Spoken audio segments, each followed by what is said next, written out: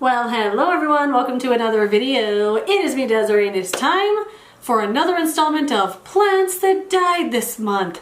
And I just want to talk about some plants that decided they were done living and have exited the premises.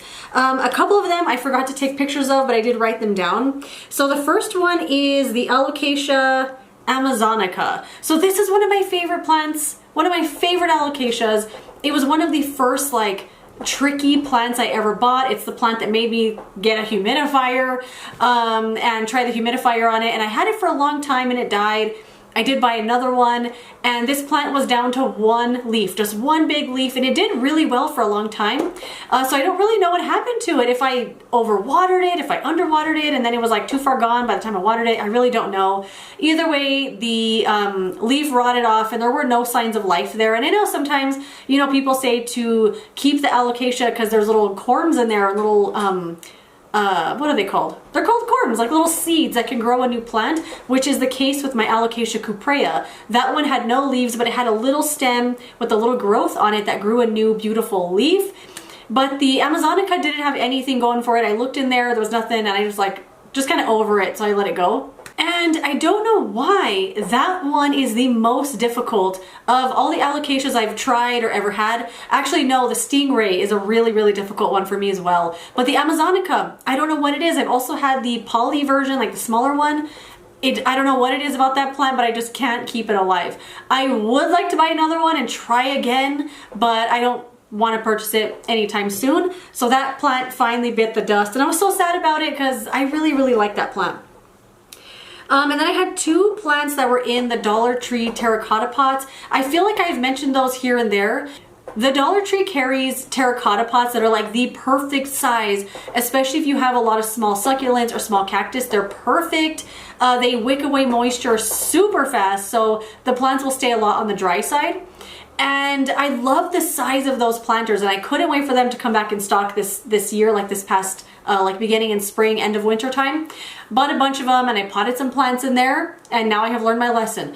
The two that perished were the philodendron micans. It was just one long strand, and the terracotta pots from the Dollar Tree, one of you guys actually left me a comment saying that because they're so thin also, and they just wick away the moisture super fast, and I have found that to be the case. So the micans I had in there, I could never stay on top of the watering. That one ended up dying, and so did the Hoya croniana super silver. I also had that in one of those pots, and even though the plant kept dying, I never took it out of the pot.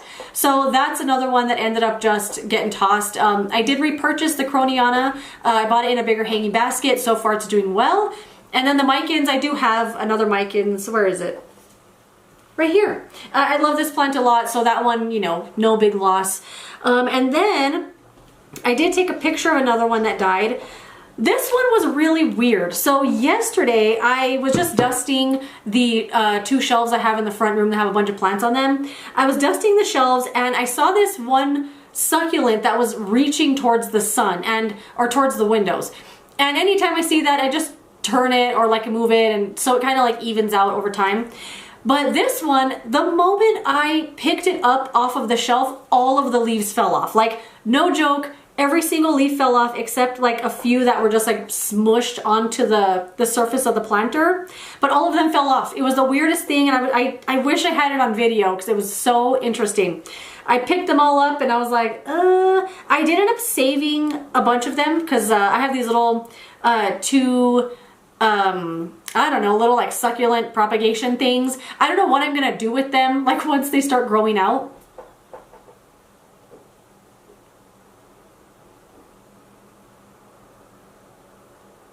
But I just like the idea of having them there and seeing if they'll grow anything. But I did toss that plant, and I've been pretty lucky with the succulents that I've bought. I haven't had a whole lot end up like this, where they get super rotten. If anything, they get super stretched out. But this one, it was so strange. Just all of the leaves fell off. It was so funny. And then the other plant, this is the last plant that died this month. It's not totally dead. I'm just over it. I'm over this plant. I will never buy it again. Some of you probably can guess what it is. It's my curly spider plant. This plant has just been a thorn in my side. I don't know why this plant is so difficult in comparison to like the regular like straight leaf one. I have both of these. I have the straight like long leaf one. I don't even know if that's what it's called, but it's the non-curly spider plant. And I have this one, and they're hanging like 5 feet apart in the same room from the same ceiling. So I don't know why the other one does so well, but this one, I could never do anything right for this plant. It does have a few signs of life here, but in my experience, like with the previous one I had, even if I try to save all those, they're gonna die anyway. So I'm throwing out this plant. I'm over it. I'm never buying another curly spider plant. Although I love the look of it, and it looks so cool when you see it in like, you know, a big curly mass. It just doesn't do well for me. And this was a Costa Farms plant from the Exotic Angels hanging baskets. You already know how I feel about the Costa Farms hanging baskets. And now that I say that, one quick thing.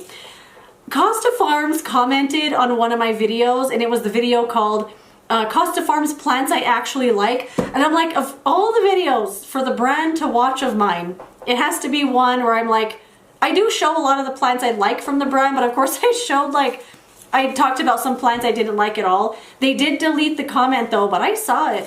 Anyway, I just thought that that was kind of funny and kind of cool that they commented and watched the video, but comments no longer there. Anyway, this is a Costa Farms hanging basket. I'm never buying any more Costa Farms hanging baskets. They just don't do well for me no matter what the plant is other than pothos. So tossing this one, I'm just over it, although it does have some signs of life. I don't want it anymore. And that is it. Those are the plants that died this month. Not too many, and just one big one. The other ones are kind of small ones that I honestly forgot about, and I would have forgotten about if I hadn't written them down. But anyway, that is it. I keep looking over at the roof there because the guy's working on the air conditioner, and I'm like, can he see me? Can he hear me? The window's open. Anyway, that is it. Let me know some plants of yours that have died this month. I would love to know that I'm not alone, and plants just die, and sometimes you just gotta let it happen. But anyway, that is it. Thank you so much for watching this video. If you enjoyed it, don't forget to give it a thumbs up, subscribe so you don't miss the next one, and I will see you later in another video. Goodbye.